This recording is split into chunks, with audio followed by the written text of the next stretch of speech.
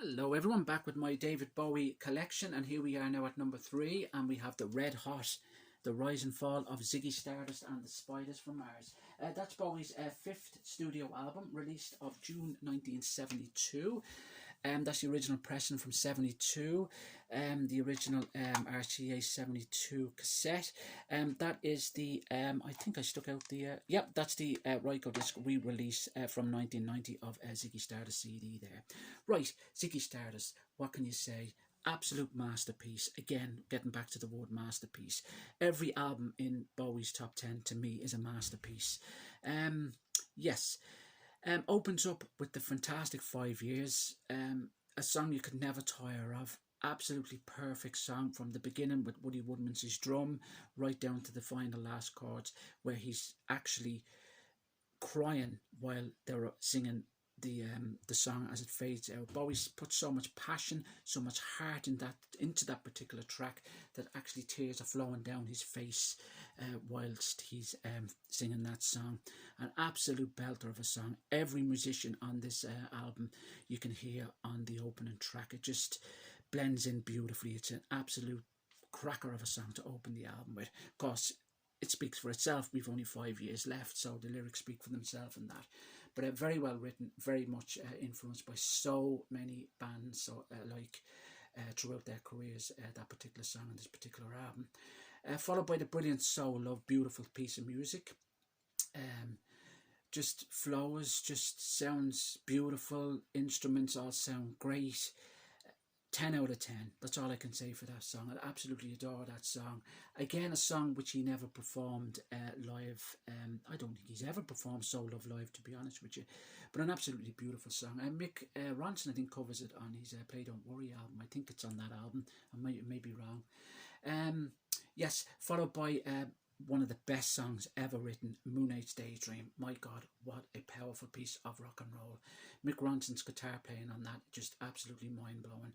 And the lyrics to the song, and to think that that song was actually the first time that Bowie actually used cut-up techniques, where he would cut pieces of paper from old diaries and things like that, and write songs. So that was actually written through a cut-up technique that he used to do in the early 70s.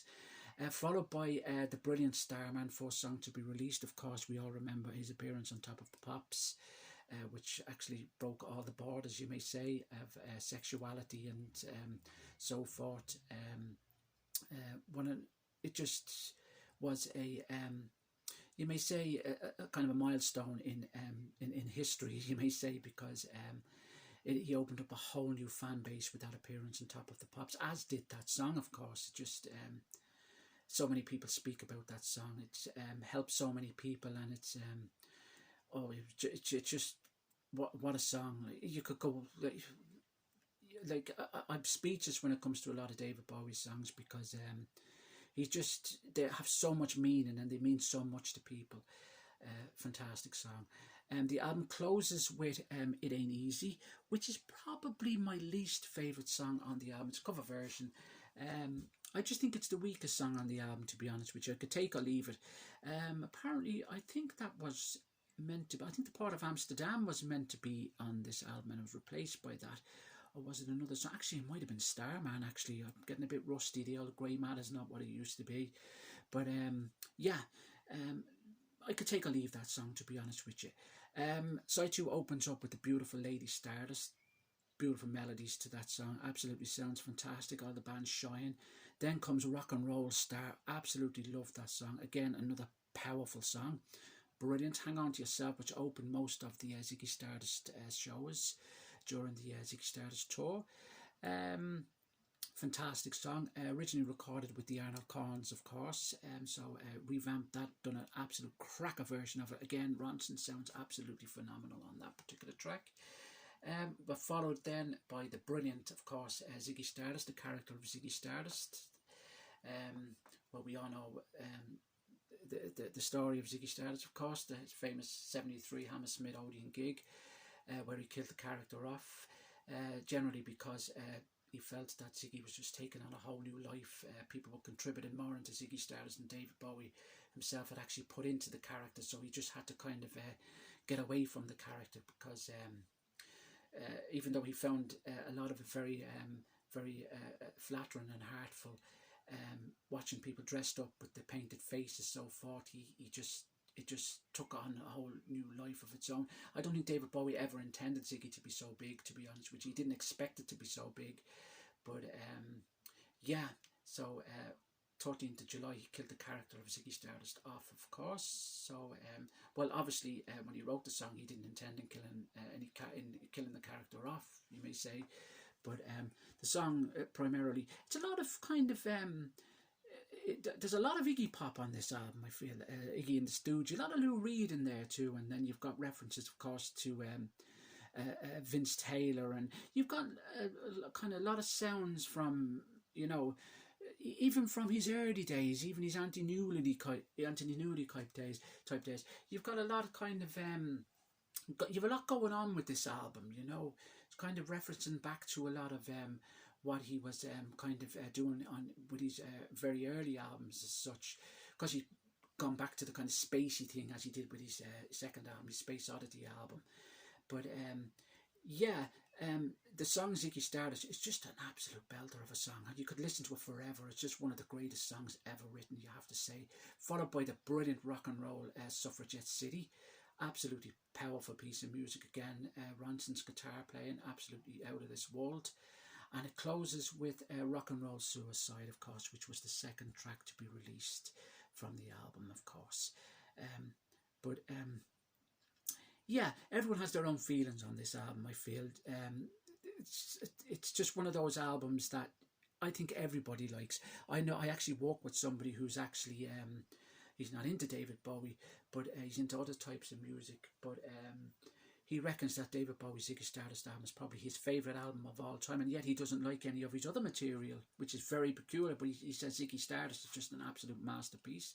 So it's just one of those albums that just stands out in time. It's just one of those iconic albums. It's regarded as a concept album, but I wouldn't primarily say that. It's more kind of a rock opera type album. It's one of the greatest albums out there. You have to be honest with you. I think even people who just like David Bowie, just as David Bowie, have this particular album, as with Hunky Dory. But I think this album is more kind of focused upon, more so than Hunky Dory. I have to say, I do prefer the Ziggy Stardust album than the Hunky Dory album. The only downfall for me on the Ziggy Stardust album is the song It Ain't Easy. I do like the version he done on the BBC sessions, Bowie at the Beeb. I just think it sounds, it's a lot more raw, of course, but it just sounds better, to be honest with you. I just don't like the version on this, but every other track is absolutely mind-blowing. To be played at maximum volume, as it says on the back, absolutely correct. It's just fantastic album, and it really stands out there, and it's just as powerful, and it just feels as brilliant as it did the day it was released back in 1972. It just has that kind of fresh feel, and that this album will never lose. It's had many releases. It was released by RCA then. That's the original 72 pressing, as I said. It got released then in 84 again on RCA. It was released then, RCA released it in the mid-80s on CD, when CD started to come in. And then in 1990, Ryko Disc re-released it, of course, with bonus tracks. The bonus tracks actually on it are Velvet Gold Mine, of course, a fantastic song. Brilliant song. Outtake from the Ziggy Sessions. Sweet Head, another outtake from the Ziggy Sessions. And then you have the demo versions of Ziggy Stardust and demo versions of Lady Stardust. Two other great tracks. Yeah, so that's the 1990 re-release of it. And then you got it re-released on the 24-bit series as well in 1999 on CD. And also you got a re-release of it in the 5 years box set about 5 years ago, 5-6 years ago. So yes, it's been re-released many times. I have about 12 copies of Ziggy Stardust on different, I won't show them all, but I have lots of different versions of Ziggy Stardust. It's one of my favourite albums of all time. Absolutely adore this album. I love the cover. Just everything is 10 out of 10 on this album. Absolute cracker of an album. I could go on and on about this album. I'm sure a lot of fans could. yeah, so we leave it at that. Ziggy Stardust is my number 3. Very comfortable to have it there. So thanks for watching, and I shall return with number 2.